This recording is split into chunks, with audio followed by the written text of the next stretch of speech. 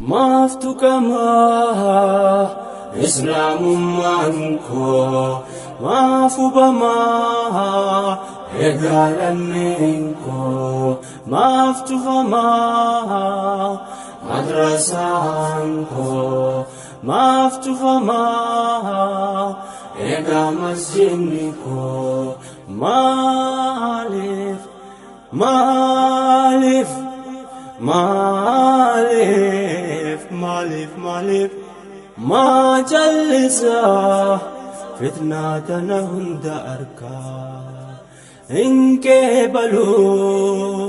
qeebaluu rabbi kiyyanna gargaarakaa gaafa guyyaan geesse hundarraa dubbannu as deemutti jira. Ummanni kamuu seenaa ni qaba. Tarii seenaan isaa sun badaa yookaan ammoo gaarii ta'uu mala.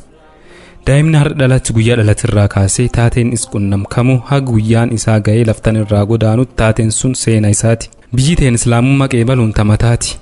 Akkuma islaamummaa qeebaluun tamataa taate har'a lakkoofsi uummata biikennaa walakkaan hordoftoota amantaa kanaati. Haa ta'u malee seenaan uummanni muslimaa biikan keessatti qabuu fi hojiin gaariin isaa sirnoota cunqurstoota dabraniin awwaalamee dhokfamee hagardhaallee jira. Hagardhaat kitaabota manneen barumsaatti irraa baratamaa jiranii fi anis irraa baradhe seenaa musliimoota biikennaa xureessuu fi xiqqeessuu irratti xiyyeeffatu. Seenaa musliimoota biikennaa gootummaa isaaniitii miti cunqursaa fi roorroon isaan irratti raawwatame dhokfamee maqaa weerartummaa irratti maxxanfame. Kitaabonni seenaa har'a manneen barumsaa keessatti irraa baratamuu jiran kan olaantummaa amantaa tokkoo fi saba tokkoo leellisuun amantaa biraa immoo xiqqeessanidha.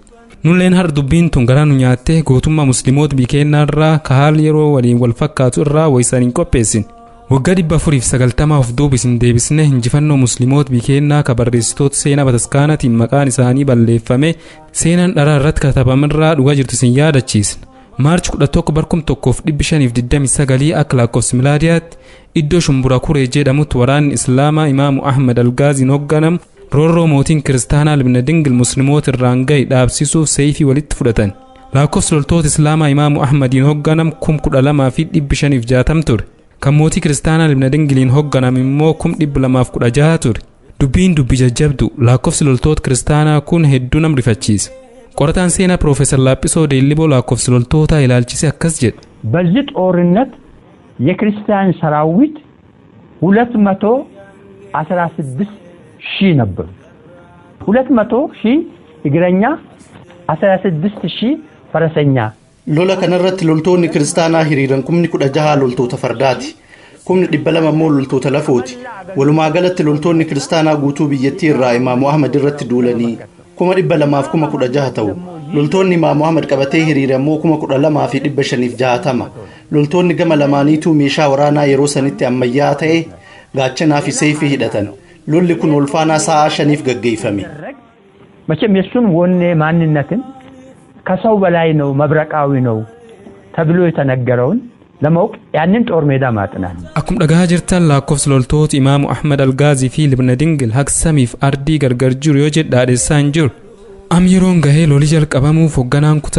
ዳዕዋ ሎልቶት ሙስሊሞታ ደደመቅሱ ዮካሞ ከካሱ ጀልቀቢ ኢታንሱን በርሲሳን ቁርአና ሼክ አቡበከር ነስረዲ መተዱሪ ጂሃድ ረት ቁርአን ራ ዳዕዋ ጎድ ሰደርካ ነሚ እስላሙማ ፎሬ ገም ቀቡራ በርሲስ ሙስሊሞን ኦኔን ኢሳኒ ከይ ፉል ኢሳኒ ሆጉ ሰደርካ ሸይዱማ ለጋን ኢፉ ጀልቀቢ dhum irrattis keeyyat qur'aanaa armaan gadii kan dubbiseef rabbiin mu'mintoota irraa lubbuu fi qabeenyi isaanii jannataan irraa biti kara rabbii keessatti ni lolan ni ajjeesan ni ajjeefaman sun ammoo waada rabbii irraa dhugaa ta'e tawraat injiilii fi qur'aan keessattis namni waada rabbii irraa isaaf ta'e guuti gammada bitaan keessan kabittaniin sun milkii guddaadha keeyyat jettu qara'eef loltoonni muslimaa ayat qur'aanaa kan yoo dhagahan onneen isaanii kakka'e amma waraanni jalqabamuuf loltoonni muslimaa shahidummaaf kutatanii ka'uu ibsatan akkas jechuun imaam ahmad gaafatan lol nu taa jalqabnu jedhanii gaafatan imaamu ahmad algaaz akkas jechuun deebiseef hin ta'u haga isaan lol jalqabanii as nam tokkollee miidhaa hin geessisina iddoo keessanii lakkisina hidhannoo waraan keessanii sirriitti hidhadhaa rabbi keessan yaadattan malee sochii tokkollee hin socho'inaa jechuun ajaji itti aansunis akkas jechuun rabbi kadhate yaa rabbi nu hundaafuu obsi kenni akkasumas warra amantaa keetiif jechi lolee injifatullee nu taasis jechuun rabbi kadhate amma waraanni Atseel ibn Dingil waraan muslimaa irratti miidhaa geessisuu jalqabe.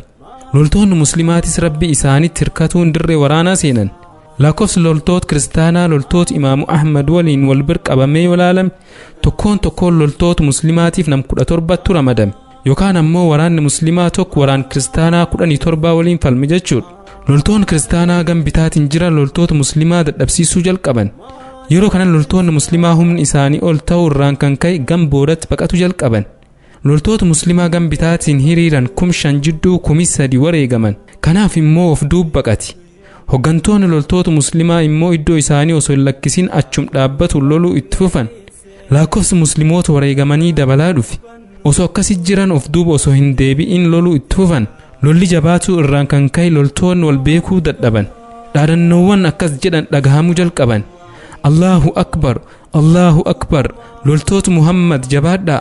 Injifannoon kan islaamatii fi dhaadannoon garaagaraa dhagahamuu jalqabe. Yeroo dhaadannoo kan dhaga'an waraanni muslimaa hammiileen dabaluu jalqabe. Dheebuun shahidummaa dabale. Hoggantoonni waraana Libna Dingil hedduun ajjeefaman. Guyyaa keessa naannoo sa'a 9tti muslimoon injifannoo gonfatuu loltoota Libna Dingil booji'uu jalqaban. Lol kan irratti loltoota kiristaanaa 10,000tu ajjeefame. Barreessaan seenaa kitaaba Fathul Habash jedhu Arab Faaqii kitaaba isaa irratti akkas jechuun barreesse. Loltoonni Libna Dingil 12,000 ajjeefamuu fi kan muslimaa 5,000 wareegamuu akkasumas lolli Shumbura Kuree injifannoo waraan imaamu Ahmad Algaaziin goolabamuu ibsa. Seenaan Shumbura Kuree hagasii miti. Haa ta'u malee guyyaa tan yaadatuuf jecha seenaan gootota musliimoota biikennaa dhokfame maqaa weerartoota jedhu irratti maxxanfam kadharaa ta'uu hubachiisuuf jecha gabaabsinee isiniif dhiyeessine. Kanaaf Maarchi 11 akka lakkoofsa milaadiyaatti yookaan ammoo bittootteessi 2 guyyaa alaabaan islaamummaa olitti qabamte guyyaa imaamu Ahmad Algaaz dandeettii rabbiitiin roorroo muslimoota biikeenna argahu akka dhaabbatu itti falme guyyaa muslimoota mataa itti ol qabachiis ta'uu isin yaadachiisa. Inshaallah fedhii rabbii yoo ta'e fuulduraaf bal'inaan kan isiniif dhiyeessuun ta'a. Kuni seenaa guddaa yoomuun dagatamu galmaa'eetti ta'a galmee hin haqamu. Maaftu kamaa islaamummaan koo maafu bamaa eegaalameen koo maaftu famaa madrasaan koo maaftu famaa eegaa masjidni koo maaftu kamaa.